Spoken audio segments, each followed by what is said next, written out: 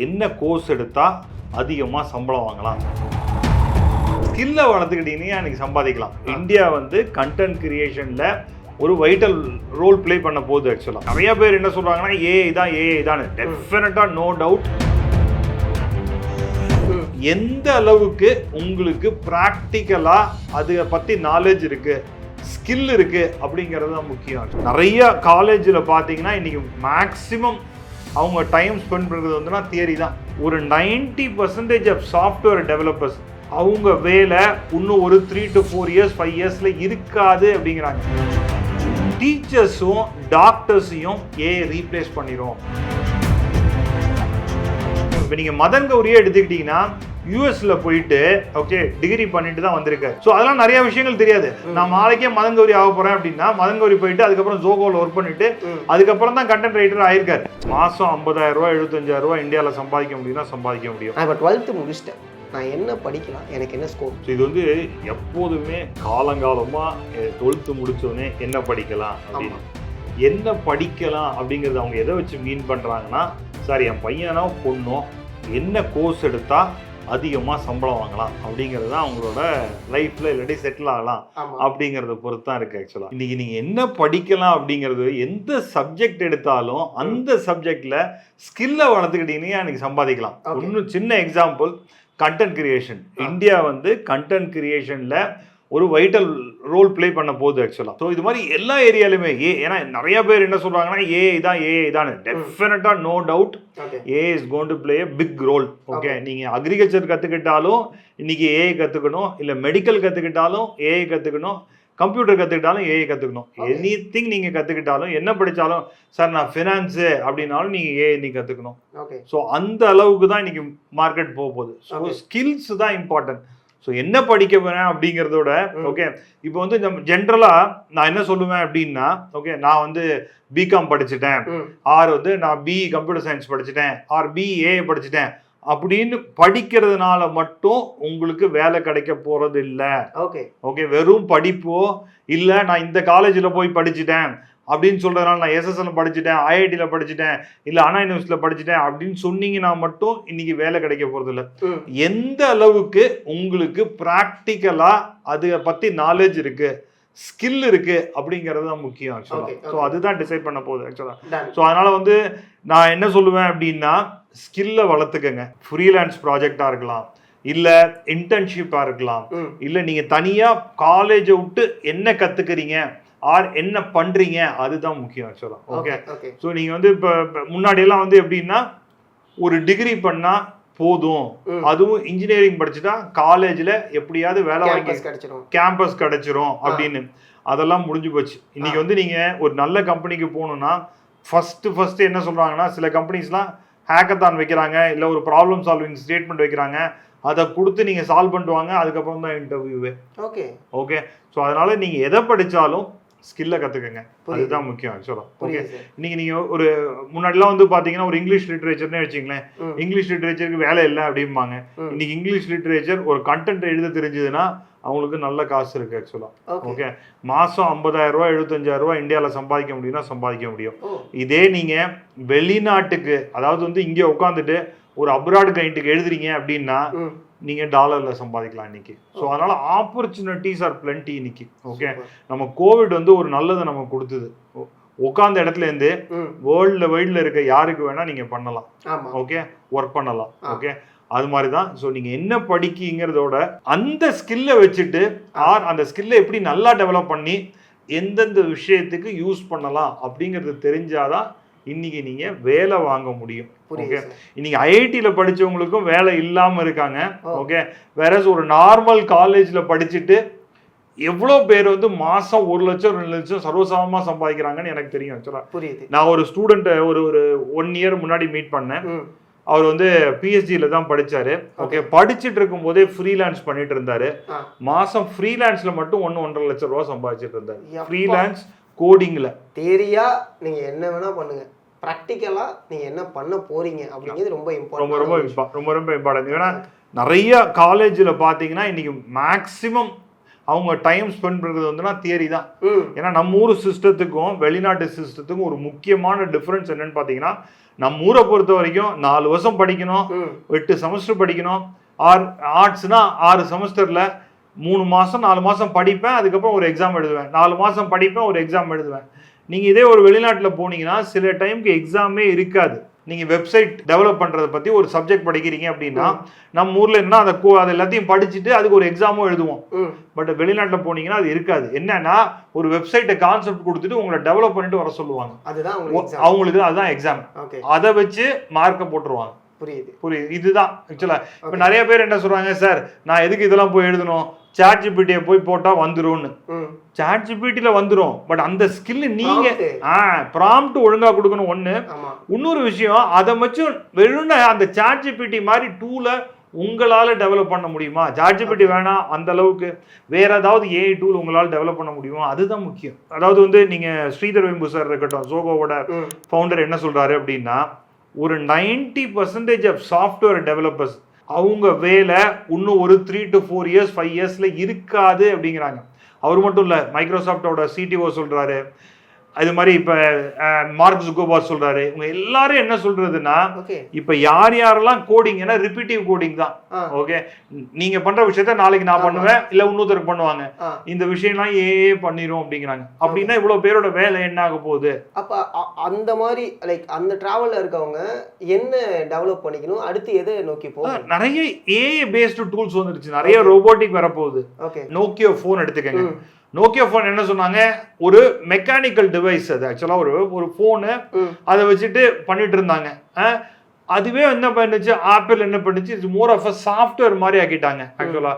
So அவங்க வந்து ஒரு ஆண்ட்ராய்டுங்கிற ஒரு சிஸ்டத்தை வாங்குறதுக்கு ரொம்ப பிரச்சனை பண்ணாங்க. வாங்கியிருந்தாங்கன்னா அன்னைக்கு வேற மாதிரி ஆயிருக்கும். ஆக்சுவலாக வாங்குறதுக்கு அவங்க வேண்டாம், நாங்களே டெவலப் பண்ண முடியும், நோக்கியா இஸ் த லீடிங் சொன்னாங்க. ஓவரால் என்ன ஆச்சுன்னு எல்லாருக்குமே நோக்கியாவோட ஸ்டோரி என்ன ஆச்சுன்னே தெரியும். ஆக்சுவலாக டாக்ஸி எவ்வளோ கம்பெனிஸ்லாம் இருந்தது, ஓலா ஊபர் வந்தோடனே நிறைய கம்பெனிஸ் செத்துருச்சு. அது மாதிரி டிராவல், நம்ம வெளிநாட்டுக்கு புக் பண்ணணும்னா டிராவல் புக் பண்ணிட்டு இருந்தோம், மேக் மை ட்ரிப், அது மாதிரி கம்பெனிஸ்லாம் வந்தோடனே அந்த மாதிரி கம்பெனி. ஸோ புதுசாக பிஸ்னஸ் வர ஆரம்பிக்குது. ஸோ அது மாதிரி தான் ஏஐயும் ஆக்சுவலா. ஸோ நீங்கள் அதுக்கு ரிலேட்டடாக உங்கள் ஸ்கில்ல கற்றுக்கலைன்னா நீங்க அவுடேட்டட் ஆயிருவீங்க. நீங்க இன்னொரு விஷயம் இதுல ரொம்ப அழகா ஒன்று சொன்னீங்க, ஏஐ நோக்கி தான் எல்லாமே நகருது, AI will can do anything அப்படிங்கிற மாதிரி மாறுது. அப்படின்னா இங்கே நம்மள்ட்ட இருக்கக்கூடிய ஆர்ட்ஸில் நிறைய கோர்சஸ் இருக்குது. உதாரணத்துக்கு பிபிஏ இருக்குது, பிகாம் இருக்குது, பிஎஸ்சி, பிஏ, அதில் இங்கிலீஷ் தமிழ் எல்லாமே இருக்குது. இது எல்லாமே ஏஐ நோக்கி நகருது அப்படிங்கும்போது அங்கே வேல்யூ இருக்கா, ஸ்கோப் இருக்கா? நீங்கள் கண்டென்ட் ரைட்டிங் அப்படின்னு சொன்னீங்கன்னா இன்னைக்கு ஏஐ ஒரு சாட் ஜிபிடியை வச்சுட்டு நீங்கள் ஒரு ரீலாக இருக்கட்டும், எந்த கண்டென்ட் வேணால் பெருக்கலாம். இப்போ நம்ம 2 பேரும் பேசுகிறோம், இன்னும் கொஞ்ச நாளில் பார்த்தீங்கன்னா என்னோட வாய்ஸை ஏஐ பண்ணும்.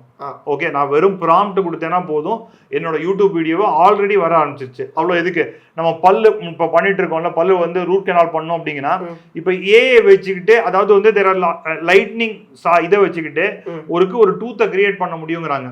அட்வான்ஸ்டா பார்த்தீங்கன்னா ஆக்சுவலா ஒரு பேபியை கிரியேட் பண்ண முடியும், அதுக்கு என்ன டிசீஸ் வருது, ஆர் அதுக்கு வந்து கேன்சர் வரக்கூடாது, அதை வந்து ஐடென்டிஃபை பண்ணிட்டு அதுக்கு உண்டானதை பேபி ஃபார்மேஷன் அப்பயே பண்ணலாம் அப்படின்னு சொல்றாங்க. ஸோ இன்னொரு சர்வே நம்ம மைக்ரோசாஃப்ட் பில்கேட்ஸ் என்ன சொல்றாரு அப்படின்னா, ஓகே, டீச்சர்ஸும் டாக்டர்ஸையும் ஏஐ ரீப்ளேஸ் பண்ணிரும். அப்புறம் நம்ம விவரம் என்ன சொல்றாரு, எலன் மாஸ்க் என்ன சொல்றாரு அப்படின்னா, ஏஐனால பண்ண முடியாதுங்கிற விஷயம் இருக்காது அப்படிங்கிறாரு.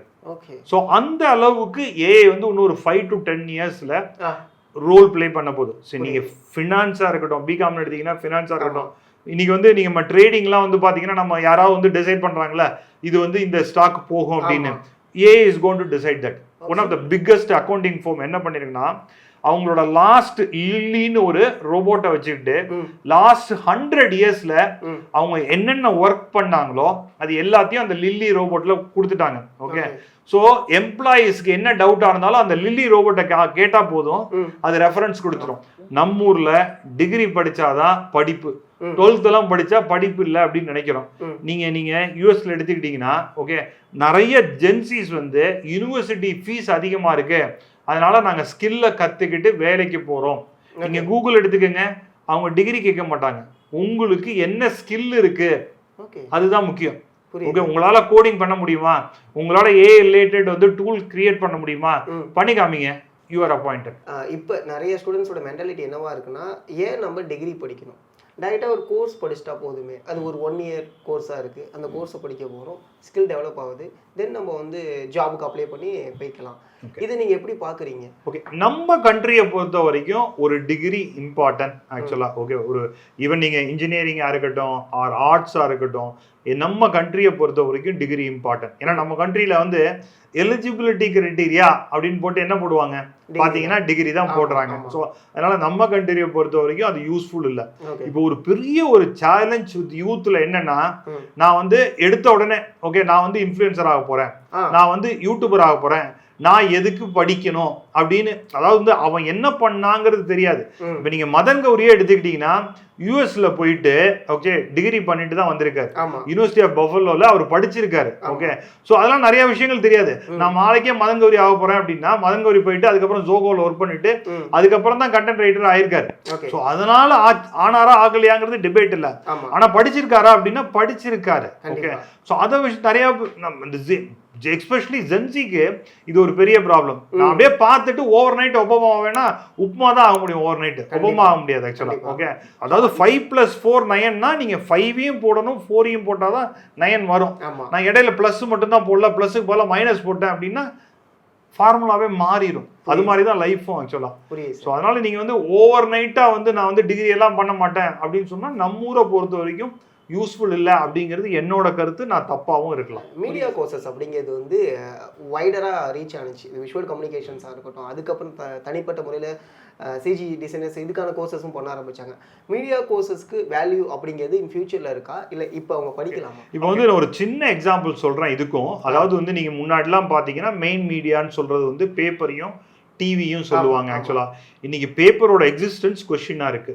ஓகே, ஏன்னா பேப்பர்ல வர நியூஸ் எல்லாமே பழைய நியூஸ். அதாவது வந்து நெக்ஸ்ட் டே நான் படிக்க போறது எல்லாம் முன்னாடியே எனக்கு வந்து சோஷியல் மீடியால தெரிஞ்சிருச்சு. ஓகே, டிவியும் அது மாதிரி தான். இன்னைக்கு வந்து டிவி எவ்வளோ பேர் வந்து டிவி பார்க்குறாங்க அப்படிங்கிறது ஒரு பெரிய கொஸ்டின் ஆயிடுச்சு ஆக்சுவலா. இப்போ இதே ஒரு கிரிக்கெட்டா இருந்தாலுமே மொபைல்ல பார்க்கறது அதிகமாயிடுச்சு. இந்த வாட்டி நீங்க ஐபிஎல்ல பாருங்க, எவ்வளோ பேர் ஜியோ யூஸ் பண்ணிட்டு அவங்க மொபைல்ல பார்த்துருக்காங்கிறது நம்பர்ஸ் அதிகமாயிட்டே போகுது. ஓகே, ஸோ அப்படிங்கிற சில பேருக்கு ஆக்சஸே இல்லை. அதாவது நெட்டை வந்து நான் ரொம்ப ரேரா யூஸ் பண்றேன். அதாவது வந்து ஒரு 40 இயர்ஸ் 50 இயர்ஸ்க்கு மேல உள்ளவங்க யோசிங்க, கட்டாயம் வந்து யூசேஜ் ஆஃப் டிவி அதிகமா இருக்கு. பேப்பரும் அவங்க தான் படிக்கிறாங்க, ஏன்னா அவங்களுக்கு நிறைய டைம் இருக்கு, அதனால பண்றாங்க. மற்றபடி ரொம்ப ரொம்ப ஐ மீன் லைக் யூஸ் பண்றது ரொம்ப கம்மியா இருக்கு. ஸோ அதனால எல்லாமே இந்த ஸ்கிரீன்ல தான் இன்னைக்கு. ஓகே, ஸோ அதனால வாய்ப்புகள் அதிகம். ஸோ அதனால நான் மீடியா கோர்ஸ் தான் பண்ணிட்டு வரணுமா அப்படின்னு கேட்டீங்கன்னா நாட் நெசசரி. நீங்க பிஏ இங்கிலீஷ் படிச்சுட்டு ஆர் ஜேர்னலிசம் படிச்சுக்கிட்டு ஈவன் பிஇ படிச்சுக்கிட்டு வரவங்க நிறைய பேர் இருக்காங்க. ஓகேவா, ஸோ அந்த மாதிரி நிறைய ஆயிடுச்சு ஆக்சுவலா. ஸோ அதனால மீடியாங்கிறது going to play a vital role. முன்னாடி என்னன்னா மீடியானா நம்ம என்ன நினைச்சிட்டு இருந்தோம்னா ஒரு தமிழ் ஆடியன்ஸுக்கு தமிழ்நாட்டில் உள்ளவங்க பண்ண முடியும், ஓகே, ஒரு ஹிந்தி ஆடியன்ஸுக்கு நார்த்தில் உள்ளவங்க தான் பண்ண முடியும் அப்படின்னு. ஸோ நீங்க வந்து யூஎஸ்ல இருக்கவங்களுக்கு இங்க இருந்து நீங்க யூஎஸ்ல இருக்கவங்களுக்கு நீங்க ரீல் கிரியேட் பண்ணலாம், நீங்க அவங்களுக்கு கண்டென்ட் கிரியேட் பண்ணலாம், நீங்க அவங்களுக்கு எடிட் பண்ணி கொடுக்கலாம். ஓகே, நீங்க அங்க ஒருத்தர் வந்து ஒரு ரீல் எடிட் பண்ணி நீ கொடுக்கணும்னா டாலர்ஸ்ல செலவு பண்ணும். வேற இங்க அதே ஆள் இங்க பண்ணணும்னா அவங்களுக்கு ரொம்ப சீப். அப்ப சோ இவங்களுக்கு இங்க பண்றவங்களுக்கு ஒரு 1000 ரூபாய் 1500 ரூபாய் சார்ஜ் பண்றேன்னா அங்க இருக்கவங்களுக்கு பாத்தீங்கன்னா ஈவன் 4000 ரூபாய் 5000 ரூபாய் சார்ஜ் பண்ணாலும் அது ஒரு பெரிய அமௌண்ட் இல்ல. புரியுது. ஸோ அதனால நீங்க இங்கே இருந்துகிட்டே வேர்ல்டு வைடா நீங்க சர்வ் பண்ணலாம். ஸோ மீடியாவுக்கு நிறைய ஆப்பர்ச்சுனிட்டிஸ் இருக்கு. கண்டென்ட் ரைட்டிங்கா இருக்கட்டும், okay, or anything related to social media நல்ல ஆப்பர்ச்சுனிட்டிஸ் அதிகமா இருக்கு. பட் சார் ஏ வந்துருச்சு அப்படின்னா டெஃபினட்டா ஏ இஸ் கோயிங் டு, நீங்க ஒரு டூலை ஏ வச்சு யூஸ் பண்ண முடியுமா? ஓகே, நீங்க சொன்ன மாதிரி ஏ வச்சு நான் கண்டென்ட் கிரியேட் பண்ணும், ஆனா ப்ராப்பரா ப்ராம்ப்ட் கொடுக்க தெரியணும், அவ்வளவுதான். ஓகே, ஸோ நீங்க வந்து ரெண்டு விதமான ஏலயே ஒரு மிஸ்கன்செப்ஷனும் இருக்கு. ஏன்னா சார் நான் வந்து ஏ கோடிங் பண்ண தெரியணுமா, ஏ வச்சு நான் வந்து ஒரு ஆப் கிரியேட் பண்ண தெரியும்னா தேவையில்லை. ஏஐ டூலை யூஸ் பண்ண தெரிஞ்சாலே உங்களுக்கு போதும் நிறைய விஷயம். ஓகே, நீங்க டிசைன்னே எடுத்துக்கங்களேன், ஒரு போஸ்டர் கிரியேட் பண்ணணும், ஏஐ வச்சுட்டு உங்களால கிரியேட் பண்ணலாம். அதை யூஸ் பண்ண தெரிஞ்சாலே போதும். ஃபர்ஸ்ட் கூகுள் உள்ள வரும்போது கூகுளை சர்ச் பண்ண அந்த இன்ஜினை நம்ம ஹேண்டில் பண்றதுக்கு தெரியாமல் இருந்துச்சு. அதை தெரிஞ்சுக்கணும் கூகுள் வந்து ரொம்ப யூசர் ஃப்ரெண்ட்லியாக மாறிடுச்சு.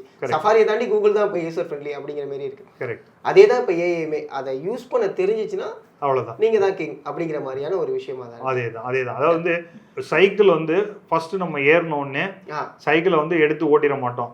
கார் எடுத்த உடனே எங்க வந்து ஸ்க்ளச்சு, எப்போ பிரேக்கை போடணும், எப்போ ஆக்சிலேட்டர் போடணும், ஃபர்ஸ்ட் கீரா செகண்ட் கீரா எல்லாம். அதே வந்து ஒரு 2 years 3 years ஓட்டினீங்க பழகிட்டீங்கன்னா நீங்க வந்து ஒரு கையில போன் வச்சுப்பீங்க, ஒரு ஹோர்டிங்கை பார்ப்பீங்க, ஸ்டில் வந்து எங்கேயாவது நிறுத்தணும்னா நிறுத்த முடியும் ஆக்சுவலா. ஓகே, போன் வச்சுட்டு ஓட்டக்கூடாது, பட் ஒரு எக்ஸாம்பிளுக்காக சொல்றேன் ஆக்சுவலா. ஓகே, ஸோ அதே மாதிரி தான் நீங்க ஒரு டூலை யூஸ் பண்ணதான் உங்களுக்கு அந்த கம்ஃபர்ட் வரும்.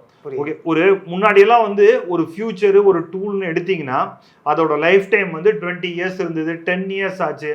இப்பெல்லாம் வந்து 2 to 4 years தான். ஏதாவது ஒன்று எடுத்தீங்கன்னா அதோட லைஃப் டைம் 2 to 4 years தான். அதுக்கு அடுத்தது நீங்க இமீடியட்டா கத்துக்க ஆரம்பிச்சுக்கணும். ஒரு சின்ன எக்ஸாம்பிள், ரைட் நவ் நம்ம யூஸ் பண்ற ஏஐ வந்து நார்மலா நீங்க ஒரு ப்ராம்ப்ட் கொடுத்தீங்கன்னா அதை பண்ணும், அவ்வளவுதான். ஓகேவா? நீங்க அடுத்தது வந்து 2025ல இருந்து 30 நெக்ஸ்ட் இயர்ல ஏஜிஐ அப்படின்னு சொல்லுவோம். அதாவது ஹியூமன் என்ன பண்ணுமோ அது எல்லாத்தையுமே ஏஐ பண்ணும். ஓகே, 2030க்கு அப்புறம் பாத்தீங்கன்னா ஏஎஸ்ஐன்னு சொல்லுவாங்க. ஹியூமனால என்னென்ன முடியலையோ அது எல்லாத்தையுமே ஏஐயும் பண்ணணும். ஸோ அப்படின்னா சார் என்னென்ன கோர்ஸ் நான் படிக்கலாம் அப்படின்னு கேட்டீங்கன்னா anything related to AI, anything related to data science, anything related to cyber security, nano technologies, இது எல்லாமே நல்ல ஸ்கோப் இருக்கு. லாஜிஸ்டிக்ஸ் நல்ல ஸ்கோப் இருக்கு, கண்டென்ட் ரிலேட்டட் நல்ல ஸ்கோப் இருக்கு, சிவில் நல்ல ஸ்கோப் இருக்கு, semiconductor. Okay, semiconductor India is going to be the manufacturing hub. Next இப்போ போய் யாராவது ஈஸி எடுத்தாங்கன்னா நெக்ஸ்ட் 4 இயர்ஸ்ல அவங்களுக்கு நல்ல ஃபியூச்சர் இருக்கு. ஓகே, செமிகண்டக்டர் இப்போ வந்து ஏஐ சிப் பாத்தீங்கன்னா NVIDIA சிப் பாத்தீங்கன்னா NVIDIA is number 1 in the world இப்போ. ஓகே, அவங்களோட ஸ்டாக்ஸ். ஓகே, ஸோ NVIDIAல ஆரம்பத்துல ஜாயின் பண்ண நிறைய எம்ப்ளாயி வந்து இன்னைக்கு மில்லியனர்ஸ். ஓகே, சில பேர்லாம் பில்லியனர்ஸ். ஓகே, நீங்க என்ன கார் லக்ஸரி கார் சொல்றீங்களோ அவங்கலாம் வச்சிருக்காங்க. அவங்களெல்லாம் கேட்டீங்கன்னா ஒரு நாளைக்கு வந்து 14 to 16 hours ஒர்க் பண்ணோம், ஆல் 7 days ஒர்க் பண்ணோம் அப்படிங்கிறாங்க. இன்ஃபோசிஸோட நாராயணமூர்த்தி சாரோட டிரைவர் வந்து கோடீஸ்வரன் சொல்லுவாங்க. ஏன்னா அவர் வந்து இன்ஃபோசிஸ் நாராயணமூர்த்தி சாரோட சேரும்போது அவருக்கு ஆரம்பத்தில் ஷேர் கொடுத்தாங்க. ஓகே, அந்த ஷேர்னால அவர் கோடீஸ்வரன் ஆனார். அது மாதிரி தான் NVIDIAல ஆரம்பத்தில் ஜாயின் பண்ண எம்ப்ளாய்க்கு ஷேர் கொடுத்தாங்க. எப்போது அவங்களால அதிகமாக பே பண்ண முடியலன்னு அவங்க இன்னைக்கு பில்லியனர்ஸ் ஆயிட்டாங்க. ஸோ அது மாதிரி நீங்களும் ஆகிறதுக்கு வாய்ப்புகள் அதிகம். ஓகே, ஸோ ஃபியூச்சர் இந்த மாதிரி ஸ்கில்ஸ் எல்லாம் நீங்கள் அந்த மாதிரி ஐடென்டிஃபை பண்ணிட்டு கம்பெனிஸ்ல ஜாயின் பண்ணீங்கன்னா நீங்களும் 5 to 10 இயர்ஸ்ல ஆகிறதுக்கு நிறைய வாய்ப்புகள் அதிகம்.